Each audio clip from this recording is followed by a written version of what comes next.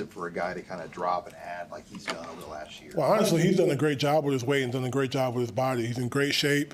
He's a guy right now we have to pull out of practice as coaches. You know what I mean? Just knowing, the rigors that he went through with wrestling, coming off of nationals, came back the next week, was ready to practice, and we had to slow him down. So, he's full throttle right now. He's lifting, doing everything, fully in the playbook now and, leading the group. And sometimes he'll sneak in practice and get a rep or two. And, I try to get him out, but he's ready to go. And, his weight has stabilized. He's around 290. So he'll get a little bit heavier, but we want to make sure he do it the right way. Do you envision by the end of spring that you're going to have him out there for contact stuff, or do you want to extend this thing all the way through April?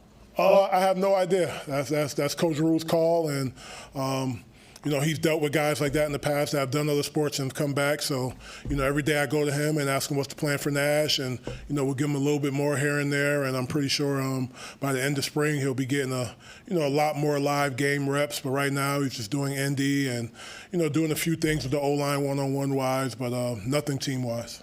What's the next step for a guy like Van Poppel, and what do you think he sort of got out of last year's experience? I think he, getting those early reps as a freshman allowed him this offseason to focus on what he needs to get better at, how fast the game is, how strong he has to be, and, there's no better reps than live game reps. And luckily for him, he's played some good football for us, helped us in short yardage and, spared those older guys when they needed a break. And now we expect him to take that jump and, play a lot more reps in the game and, be an impact player on the defense. And right now he's done a great job. He's gotten stronger. He's moving a lot better. And I think it's just mental for him. Once he gets over that mental hump of I'm being a young guy and, moving slow, right now things are moving a lot slower for him, and so it's allowing him to play fast. Similar question about Cam Hart. He got quite a bit of playing time last year. How'd you see him come back when he got hurt, and then how have you seen him progress maybe in this offseason and developing his body? Well, like the other guys always say, Cam's like a true professional. You know what I mean? That's why we're blessed to have a kid like him who came in and had his mind right, comes from a great family. So he does, he's an engineering major, so he's doing a great job in the classroom, having straight A's, and he's in the treatment room. He's always watching film. He's just a guy who, has his, right head on his shoulders. And, I'm expecting him to make a big jump.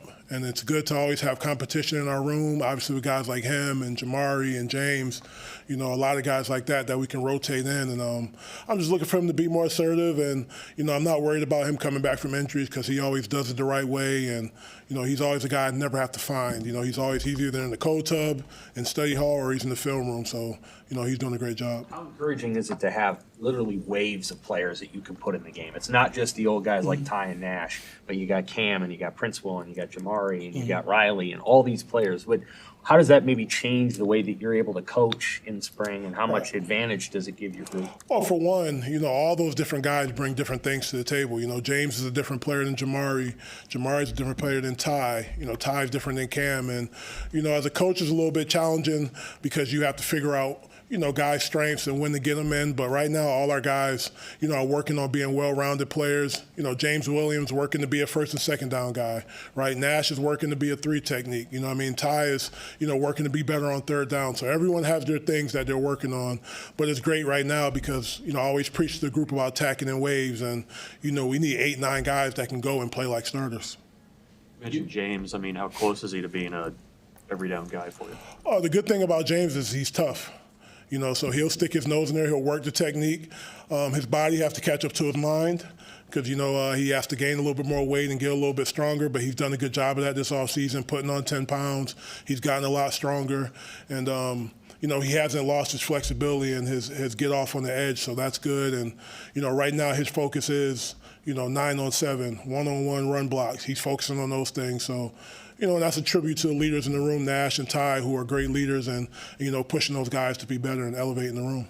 Coach, when you looked at last year's film, can you tell us some things that you really liked in your room specifically and things that you kind of wanted to see more? Oh, it's a double-edged sword. I always felt like, when our backs were against the wall, we played well, whether it was goal line, short yards, those type of things. But, we want to be a team to get off the field early so we can get our offense in great field position so they don't have to drive 80 yards every series, But, taking the ball away is our main focus right now. We're just focusing on the things we need to get better at. Last year is last year. We're just focusing on the things that we need to improve on and take the defense to the next level and get our offense on the field more. I don't know that we spoke with you since the end of the season. What was your impression of your first tour of the Big Ten and what it takes to win in the trenches in the Big Ten? Yeah, it's exactly what I thought it was. Really good offensive lines, physical, big guys that can move on the offense and D-line. We go against a great group every day in our offensive line. So, iron sharpens iron. So for us, we're just trying to improve every day. We got some opponents that we'll play again this year that'll be, they'll be studying our defense all summer. So we just got to get better, keep doing different things. We'll line up and play, but ultimately stopping the run, taking the ball away, and getting off the field on third down is what it comes down to, no matter what division you're in. What can it do for your defense if the group up front is the strength of the whole unit? It has to be. It has to be the offensive line and defensive line. That's where it's won. You see that in any level of football. It's won in the trenches. So right now our offensive line and defensive line are doing a great job working together. They're getting after each other. We're getting tougher on both sides of the ball.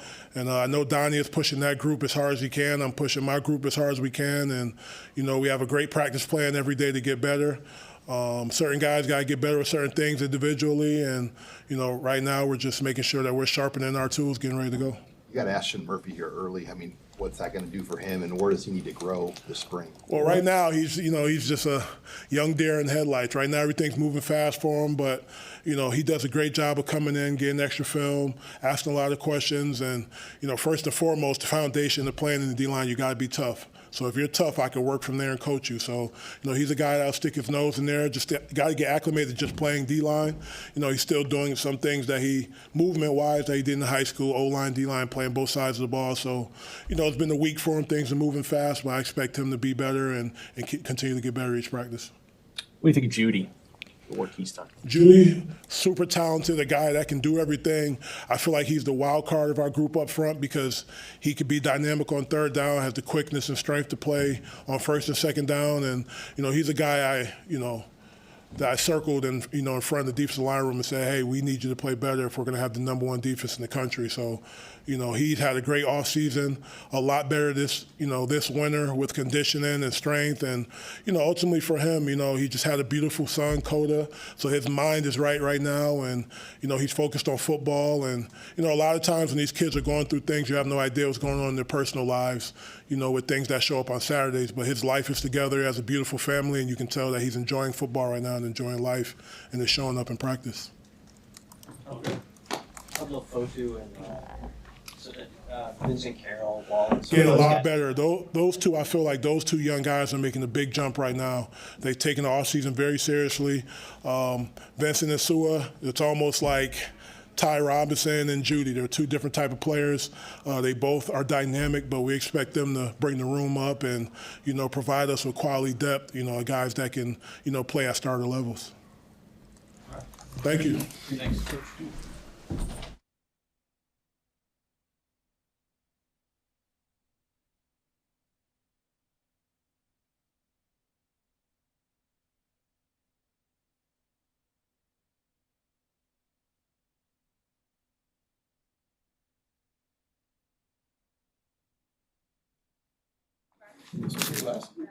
No. It's just like a rope. It's this thing kind of half cocked up there, kind of down on it.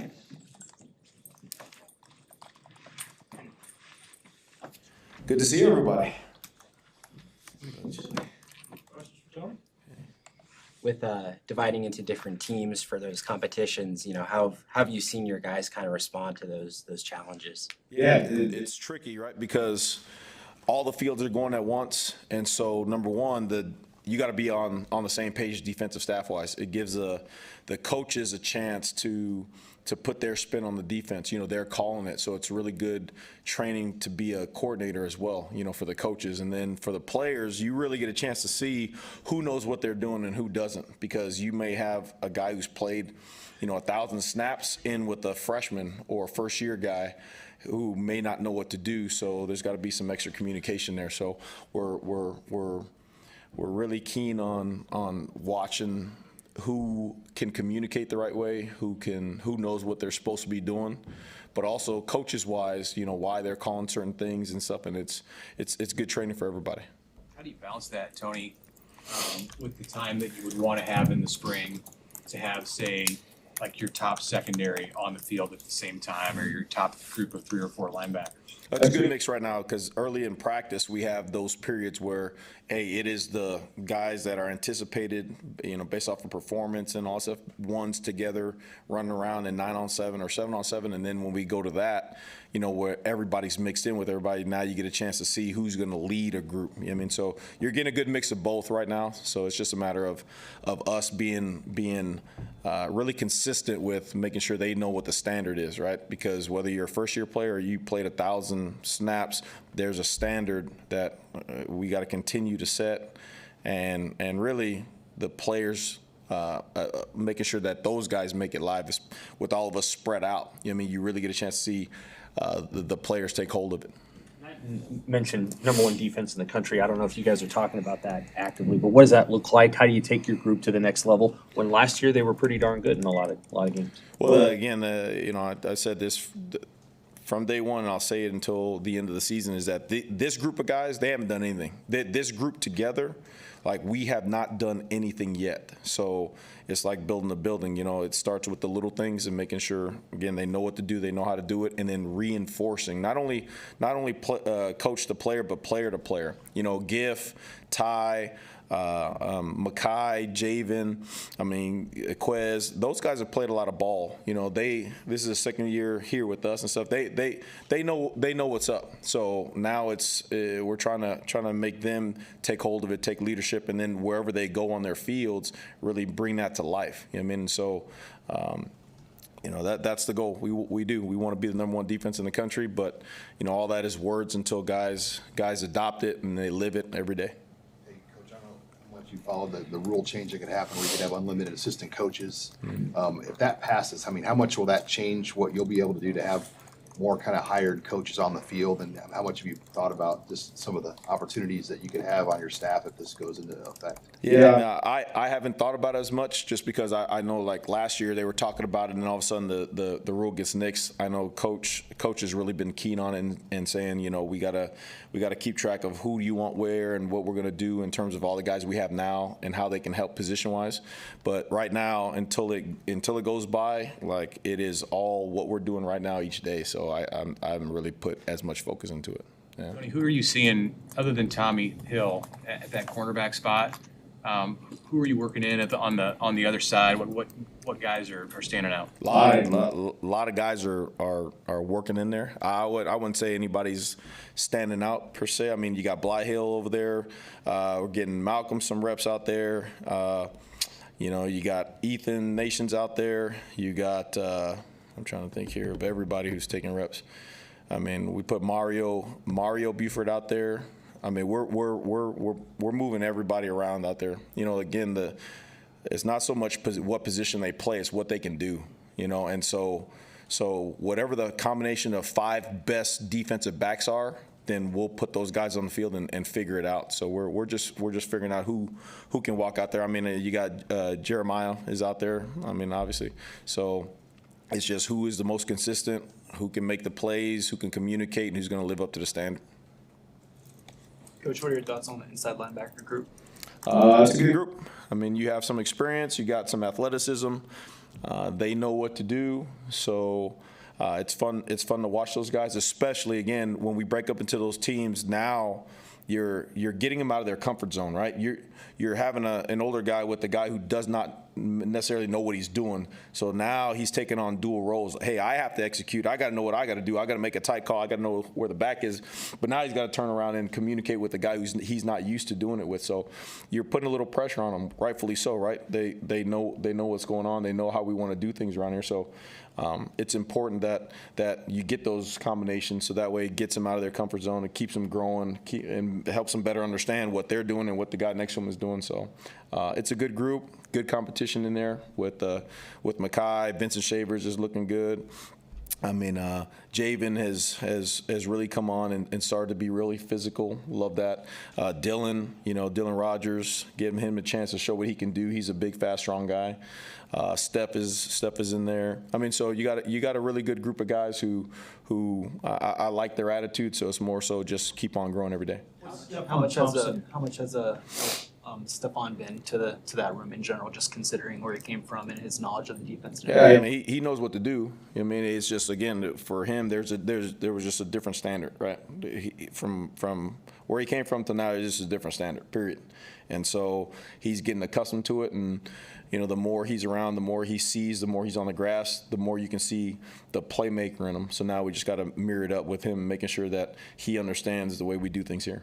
Yeah. When you have a defensive line that has so much depth, how can it, and versatility, how can that help maybe change the way that you're able to call a defense if you have that many different kinds of players and that many players to use? Yeah, you heard Pot Rose, right? He was in here before me, right? I mean, he is. I tell you what, I got so much respect for Coach T. Knight because you see how close those guys are, and you see how he coaches them, and you see. You watch practice and you see he's always constantly moving guys around, trying to get the best fit, seeing where guys can operate the best. So when you got a D line like that not only they know what they're doing, but they can plug in other spots. I think it really helps you in terms of matchups. Putting guys over guys that you're saying, hey, I know this guy can beat this guy. I know this guy can beat this guy. So it's an experiment now though, because again. You have the talent there and they know what to do, but every day it's like game day around here. I mean, for practice, when we're practicing, it's that intense, it's that physical. The standard is not what it was last year, so guys are moving around and we got to watch the tape to give them justice on how they're doing, you know what I mean? You guys talked a little about Nash, and so did Coach Rule last week. What's your perspective on everything he's done to change his playing style, his body this offseason so far, and just kind of his desire to want to be out there at practice when you guys are trying to throttle him back? Yeah, that's OOU right there, man. That young man, and glad that his father had the surgery and he's doing well, and you can see Nash returning back here with the guys and just he's just living, man. He's just having a great time. You really enjoy when he walks into the meeting room, when he walks onto the floor, and you just do that much better. Like he's just a guy that you really want to work for. You know what I mean? And so him being in great shape, he jokes around that he's a pass rusher now and all this kind of craziness and all that stuff. But he's just bare, man. He's just low maintenance. He's blue collar. And he just wants to get better and he wants to lead. So it's fun to watch him again in these groups when he's not getting as many reps, but you turn over there and look and he's talking to guys and he's coaching guys and he's doing that kind of stuff. So he's doing all right. Talked about some of your older guys taking the reins. How has Tommy Hill transformed when you think about like a year ago at this time to maybe enter into that group of guys you want? Yeah. Well, he's a perfect example of the standard being changed, right? I mean, you go from where he was in the beginning to where he ended.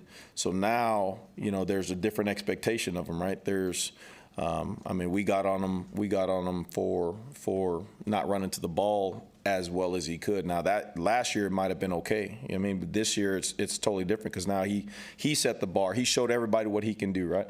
And so if you want to be one of the best DBs in the country, then we're going to hold you to the standard, period. So when you're not doing that, then you're going to get barked at. So again, with him, he's a perfect example of the standard being raised, and every single day you live up to it or you don't. And so, but he's doing well. When you have corners, you have Bly Hill, and then you have Ethan Nation, and those two guys are not the same size, right? So Twins. Have you seen the movie Twins? Arnold Schwarzenegger, Danny DeVito? Yeah, it's like that. How do those different skill sets work together? Like how do you coach maybe those guys a little bit differently based on their size? And again, you go back to the staff and Coach Coop putting those guys in different positions. With Bly, he's a guy who has all the talent there is. He is all of 6'3", somewhere right in there, 6'3", 6'4". He's got movement skills. Doing things, getting used to the way things are being done here. But Coop has done a great job working with him, as well as all the DBs, and really messing around with playing them in the boundary, playing them to the field. Sometimes just left and right, moving guys around them. Seeing what he can do. That's what the spring is, right? Is seeing what these guys can do, turning them loose, and then saying, okay, you fit best here. So it's not necessarily like a guy is stuck like Bly in a certain spot. We're just trying to see what he can do. It drills, that's cool and all. Indies, guys catching balls, that's cool and all, but they got to line up. They got to line up at 7-on-7. They got to execute. They got to put themselves in a position to make a play, and they got to go make a play. And so that's the thing we're seeing with those guys, those transfer guys, or those guys that need to play ball. Those freshmen that redshirted. We're trying to get them in a position to see, can you do it? Can you make plays? DeAndre Barnes is in that category. Really good athlete, good football player. Need to see what he can do. Dylan Rogers, a linebacker. There's some talent there, but now it's time, right? It's their time. So let's go play some ball. Tony, how is spring season different for you? Spring season number 2 different for you as opposed to last year when you guys were so focused on installing your system? Yeah, it was crazy. Last night, literally, I was talking to Rob about that. I asked the defensive staff, I was like, man, are we any good? I don't know right now, if we're any good. And they're like, Coach, we're doing stuff now that we were doing at the end of the season last year. So it's not even close in that regards. But Coach Rule said it best, it's not necessarily what you do, it's how you do it. So how are we running to the ball? How are we taking on blocks? How are we tackling? Those are the things that necessarily now, instead of teaching it, you're just holding the standard right there, and showing them every day. And so I think it's turned away from the X's and O's part of it, even though we're installing still in the plays, but it's now more so of how we do things and making sure every single guy that takes that field and lines up and understands that there is a way we are going to play defensive football here, period. Starts with the head man. You heard, if you were out there, you heard him barking at the defense from the get-go. There's a way we're going to do things on defense, and I think you're seeing more so of that being the emphasis, not necessarily the X's and O's part. Have you found yourself in the past when you've been getting started with a defense, whether it was in the spring or the fall, asking that question, wondering if you were any good, or is that maybe an indication because you asked that question that you actually might be pretty good? No. 100%. It's because it's so hard, right? It's so organic with all the different teams and all the different movements. Sometimes I haven't felt the first unit, the so-called first unit right now together. I haven't heard the communication. I haven't felt them run to the ball. I haven't felt the execution like that, but we're all over the place. So I've seen individual performances. I've seen, in the 9-on-7s, the 7-on-7s, and the 1-on-1s, but that's where the other part of practice comes into play, that when they are together, that we need more from those guys. I need to feel the communication. I need to feel them running to the ball. We as a defensive staff need to see that come to light. So again, but that goes back with the expectations on those guys. You're going to have a lot of recruits coming through here over the next month or so. The next 3 months, but especially in the next month, they're going to be able to watch practice. What do you think they're going to see and like about the way that you guys play defense? And I think they're going to see the attitude. They're going to see the players. I think it's one thing when the coaches talk about it, but when they're off to the side, they're going to see the players really. That's the one thing I truly enjoy being around the young men, is that they believe in it. You can see them walking around. That's not how we tackle. That's not how we run to the ball. That's not how we punch at the ball. The things that we're trying to really emphasize and get better at. It's going to take us to the next level as well. So I think you can feel those guys, they want to be good, and they know we can be, but now it's just us giving them the tools, number one, and then us holding them to keep holding the standard true. So appreciate everybody. Thank you.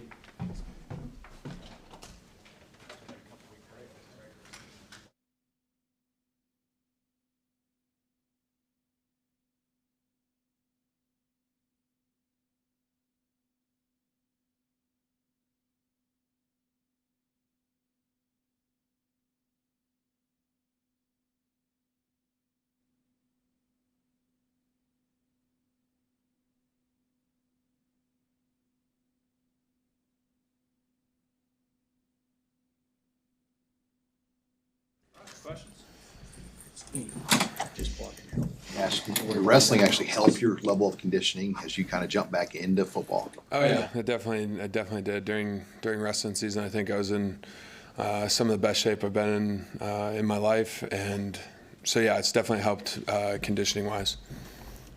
What's your weight today? I was like 295 this morning or something like that. What is it about wrestling training that puts you in the best condition? It's a little different than football. It's more. It's like you hop on the bike, you'll be on the bike for 50 minutes rather than doing 15 get-offs or 15 different sprint type things. It's more of building the conditioning for the long term rather than 10-second burst, 30-second break. You're out on the mat for 7 minutes, giving full effort for like 7 minutes straight, basically. So it's just a little different. Do you think you might be able to sneak into some individual drills last week before Coach Rule noticed? What was that? Do you think you were going to sneak into some individual drills last week before he noticed and pulled you out, or did you not know what his plan for you was? I wasn't exactly sure what the plan was, so I just went out and just started practicing like it was normal. So.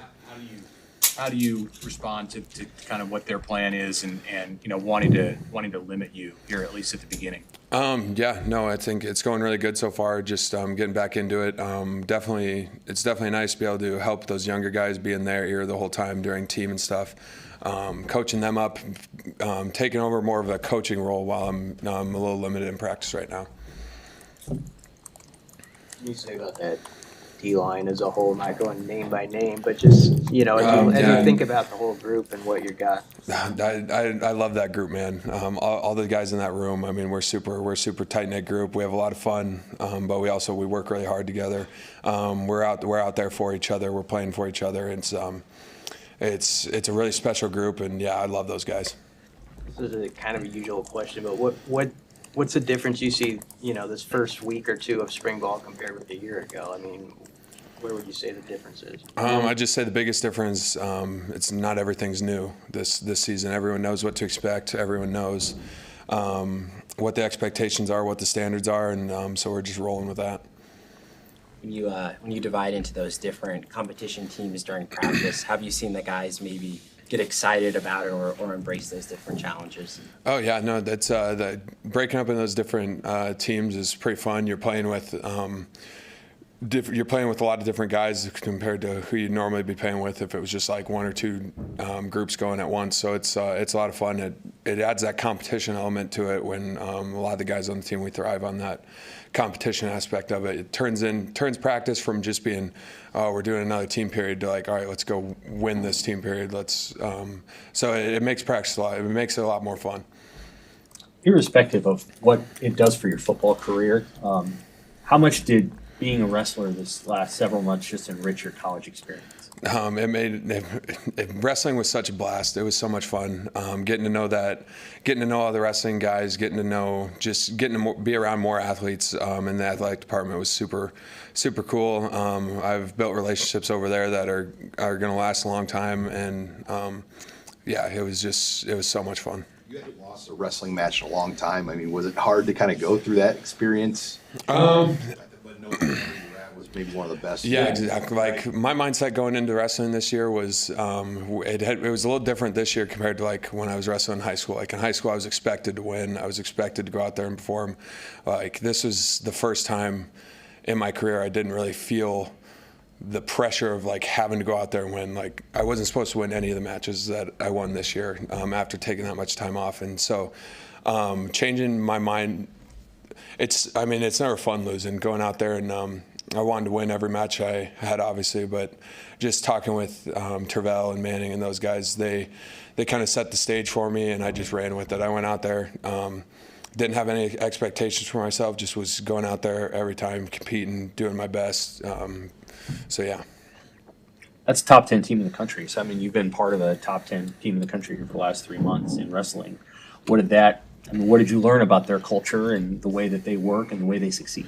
Yeah, the way those guys succeed is they're grinders, all of them. The best guys in the room are their hardest workers, and that just trickles down throughout the whole team.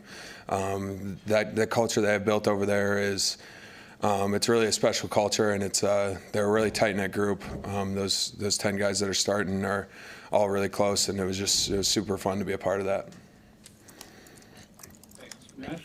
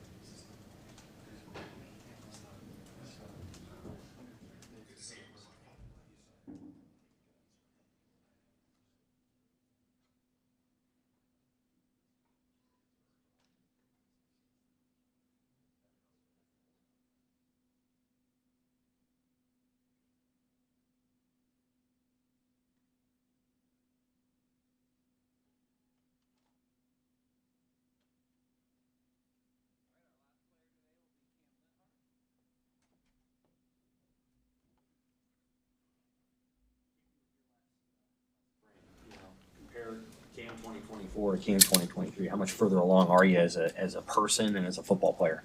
I think I'm developing, continue to still develop. Just being able to focus on all the little details and stuff like that in my game, not only I learned the calls and stuff like that. Now it's just being able to get better at my pass rushing, stopping the run and things of that nature.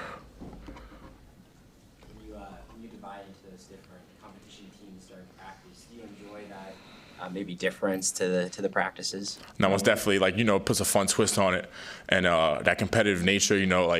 We're on a team full of competitors and stuff like that, so it definitely brings that juice out. What was the injury you battled last year? Yeah, so NIU game, I got rolled up on, and I had a pretty bad ankle sprain. So I was out a few weeks, and just being able to battle from that, adversity and stuff like that, just being able to come back, knowing how to take care of my body. How tough was that? Because you came out of the gate so quick, then to have to kind of battle through that to delay what you had already accomplished. How hard was that for you?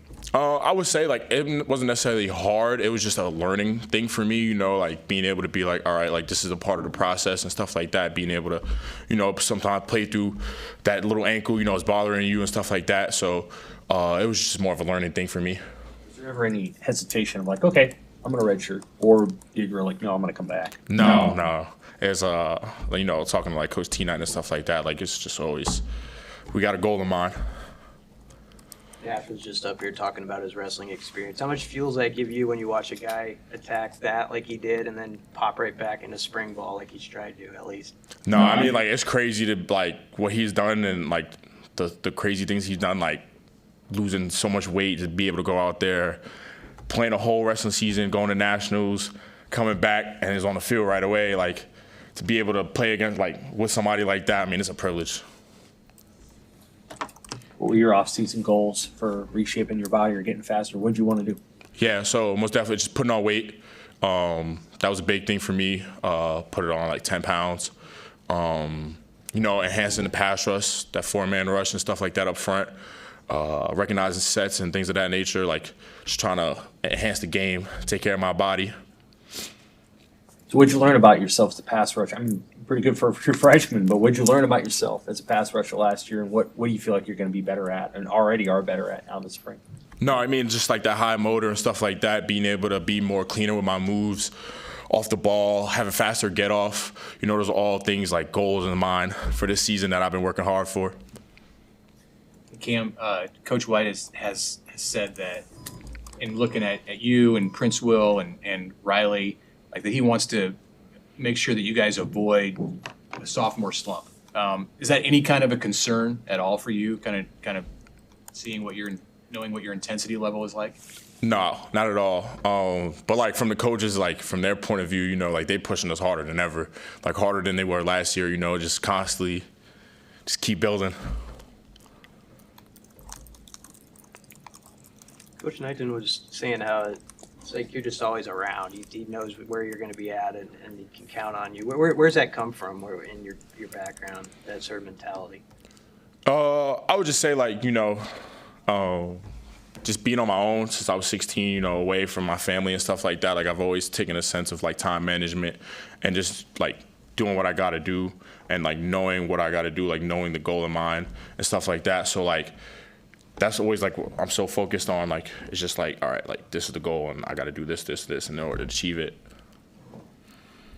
Talking with MJ Sherman out in the hall, how much of a standard does he set as an older guy, and how much do you kind of look to what he's doing and others are doing to set that pace? No, right? You mean like the older guys in the room, like Gift, Ty, Nash, MJ, like just be them setting the standard and stuff like that. Like now it's my goal, my job to exceed that standard. So that's why it's always like a competition of like, all right, like, you're out here doing 20 extra get-offs, I'm gonna do 25 just to keep raising that standard and stuff like that. So it's like, they set it and then our goal is to just surpass it.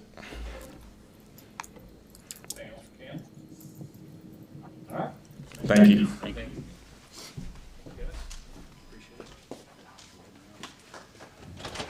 That's it for today.